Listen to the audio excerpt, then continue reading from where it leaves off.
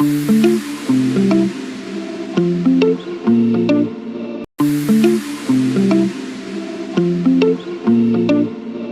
everyone, welcome back again to my channel. This is your girl Abisola.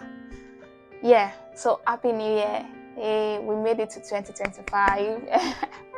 This is probably coming late, but happy new year, and I wish us a blissful 2025. You know what, we thank God for 2024, but we know and we believe that 2025 will be better. Because even the Bible tells us that better is the later part of a thing. So we know that 2025 will be better. So why am I here today? So I'm here to share with us how we can make the most out of 2025. 2025 has a lot of good things in store for me, for you.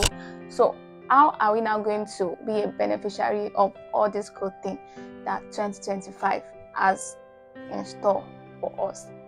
So firstly, I know I've said this maybe once or twice in this channel, and I say it a lot because that is what really helps.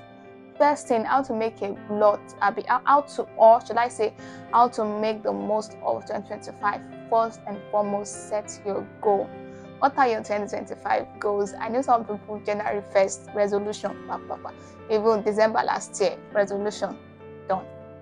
It's good to make resolution. It's good to write resolution. It's good to know the things that you want to achieve in 2025.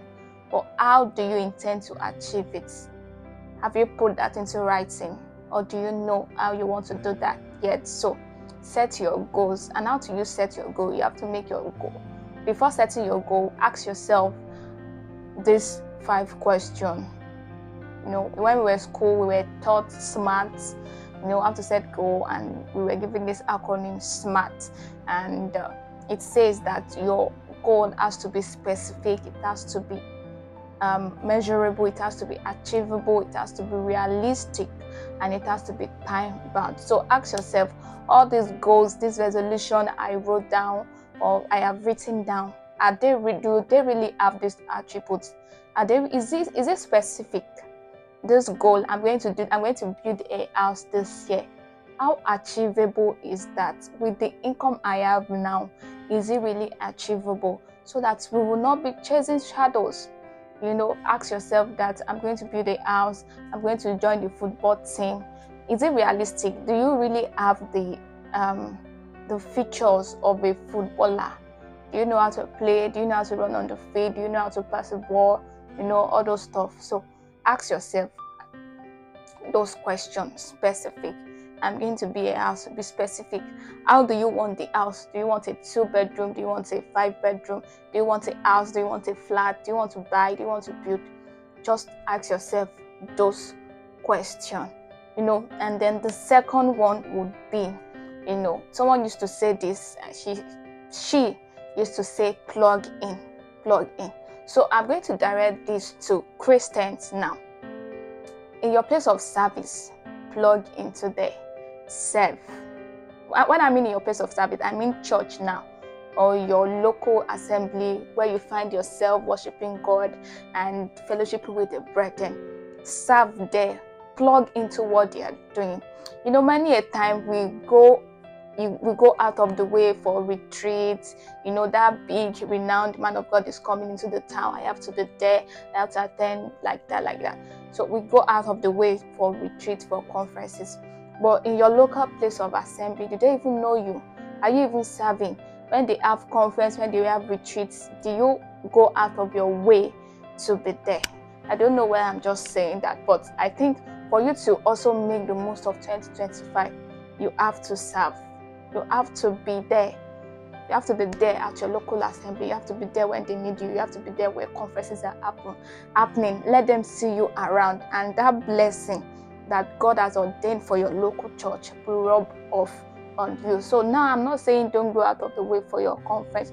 Don't go out of the way for the big conferences, for the big retreats. But please, your local assembly, put them also in the number and go out of the way for them as well. Yes. So, and the third one would be I don't know if I have career people listening to me, student listening to me. So in your career, I was watching a clip one day and something struck to me. Was it even a clip or a message?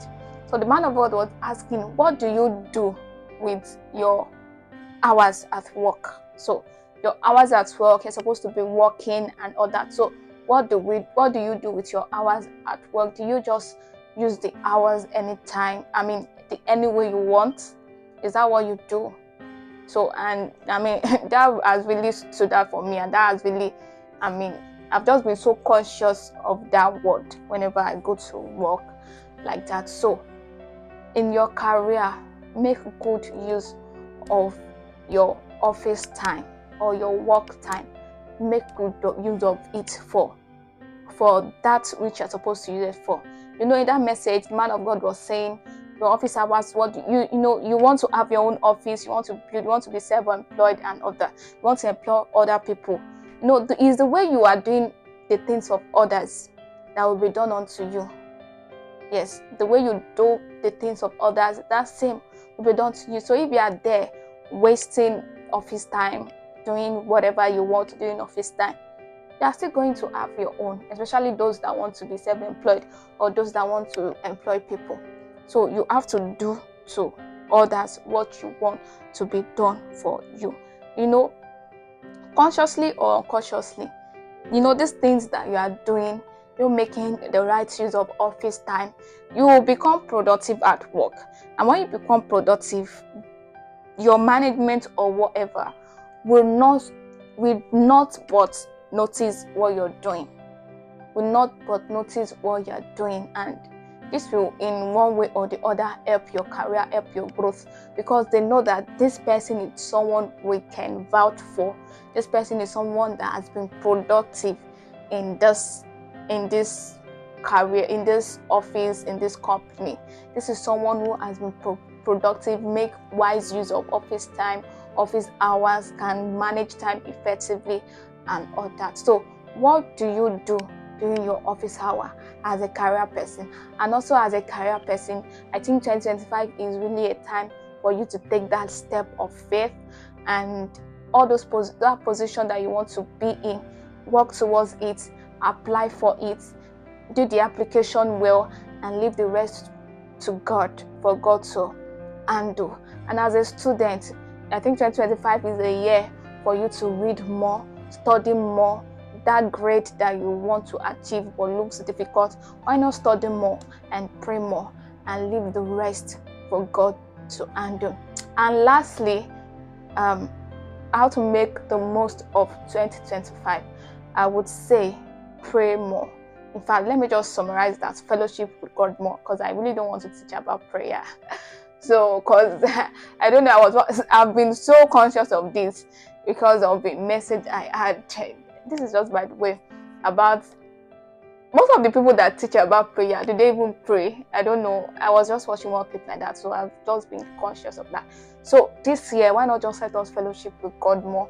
Why not do not let us lean on our own understanding. Let's lean on the direction of God. Let's ask for His direction in every areas of our life in this 2024. Even the tiniest little detail, that detail that seems like we can do it on our own. Why not just lean on Him and ask Him for direction? And I trust in 2025 He is going to direct us in Jesus' name. So thank you for watching, and I hope you have a blessed day. Thank you. Bye.